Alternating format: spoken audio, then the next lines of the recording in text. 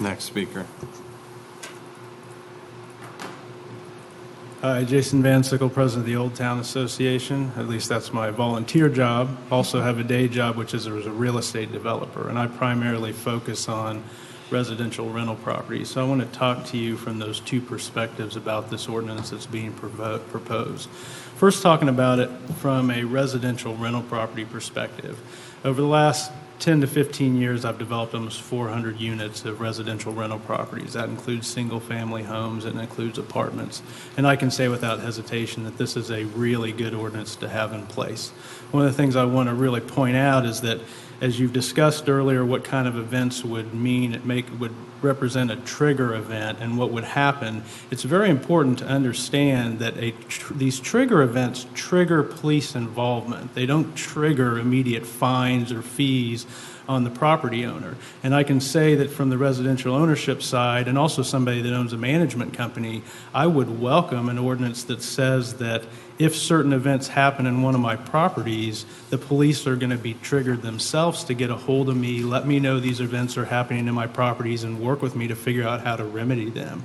And so I think that the fact that this puts in place a process that allows property owners to better know what's going on in their properties. It puts in place a way for those property owners to work with the police department to figure out a remedy when you've got a bad tenant in one of those properties, are all exceptional things.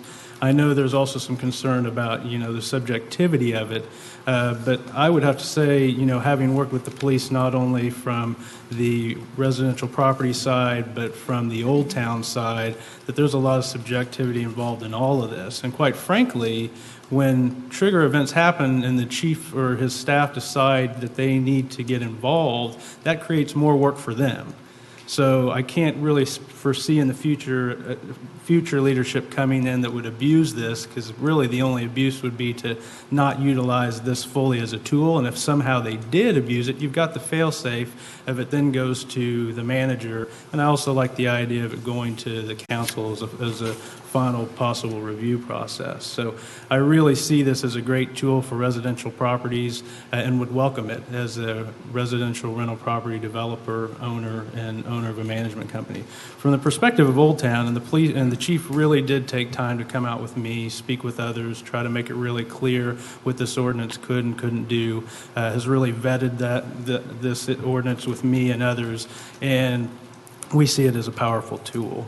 He has obviously worked with me and the Old Town Association as we've had some issues on the commercial property side with some businesses in Old Town, and he's been persuasive in many of those instances to ask those establishments to sit down with him and figure out how to work together to address issues that are happening.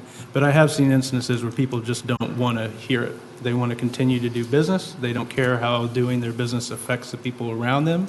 I've even had neighbors around my apartment complex down in Old Town that cause chronic problems. Some of them work with the police when asked, some of them don't. And so this really forces those problem businesses or properties to say, hey, you need to work with the police to solve this issue. Otherwise, your property owner will get involved, and this could possibly cost you fines and fees.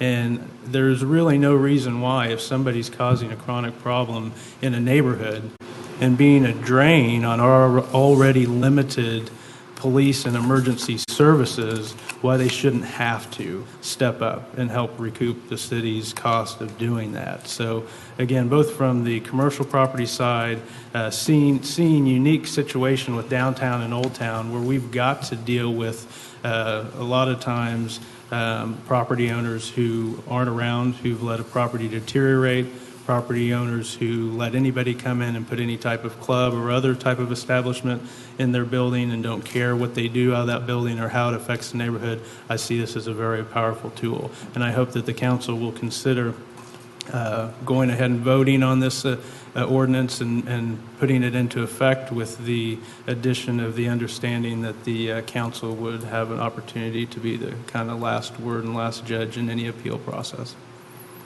I'll answer any questions if there's any. Any questions for the speaker? Thank you. Doesn't appear to be any. Next speaker, please.